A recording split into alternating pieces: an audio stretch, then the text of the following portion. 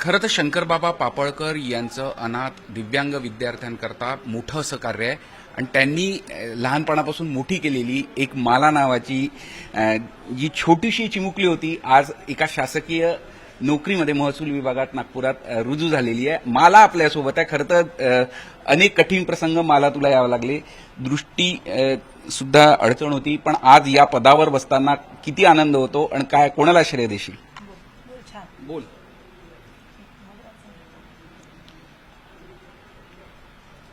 मला या खुर्चीवर बसत असताना खूप आनंद होत आहे आणि माझे MPSCचे coaching classes Amol Patil sir आणि माझे डॉक्टर पद्मश्री शंकरबाबा पापळकर या दोघांना मी श्रेय देते।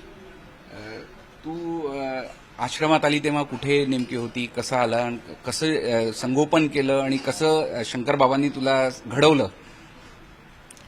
मी आश्रममध्ये आली तेव्हा खूप छोटी होती, मला स्वतःचं नाव किंवा असं काही समजत नव्हतं। अशा व्यवस्थेत मला शंकरबाबा पापळकरांनी आश्रममध्ये आणलं आणि माझं संगोपन केलं, स्वतःचं नाव वगैरे देऊन। आज कसं वाटतंय आणि तुझ्यापासून अनेक तुझे सहकारी सुद्धा प्रेरणा घेतात, काय त्यांची प्रतिक्रिया होती सगळ्यांची? मला त्यांना खूप आनंद झाला आणि ते त्यांची अशी इच्छा आहे की अजून याच्यापेक्षा मोठी पोस्ट मिळावी।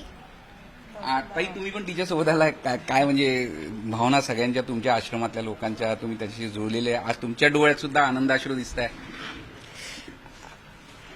आमच्यासाठी खूप भाग्याची गोष्ट आहे। जास्त तर मी बोलू शकत नाही, पण आमच्या पूर्ण बालगृहासाठी, खूप अपंगासाठी, अनाथ बेवारस मुलांसाठी आमच्यासाठी खूप भाग्याची गोष्ट आहे। आज आम्हाला सर्वांना खूप आनंद होत आहे, खूप खूप आनंद होत आहे।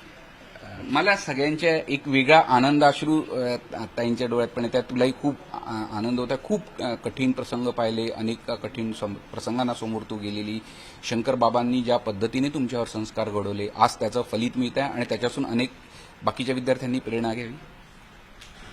हो सर। तर खरं अश्रू अनावर झाले सगळ्यांचे आणि मला सुद्धा एक अनेक कठीण प्रसंगांना समोर जात आज ती घडलेली आहे। शंकरबाबांनी ज्या पद्धतीने तिच्यावर संस्कार घडवले, खरं तर हे सगळे अनाथ विद्यार्थी पण अगदी आपल्या पोटच्या पोराप्रमाणे या सगळ्यांना प्रेम दिलं आणि किंबहुना त्यांना घडवलं। आज मला या सगळ्या अनाथालयातली सगळ्या विद्यार्थ्यांकरता एक प्रेरणास्थान आहे आणि ती आज या पदावर रुजू झाली आहे। त्याचा एक आनंद उत्सव सगळ्या विद्यार्थ्यांवर, म्हणजे अनाथालयातल्या सगळ्या मुलांवर दिसून येतोय आणि ताई आल्या, तिच्यासोबतचे सगळे सहकारी आहेत, त्यांच्याही चेहऱ्यावर एक वेगळा असा आनंदाचे क्षण आणि आनंद अश्रू किमान दिसून येत आहे। झी मीडियासाठी व्हिडिओ जर्नलिस्ट रत्नश्री सातपुतेसह अमर काणे, नागपूर।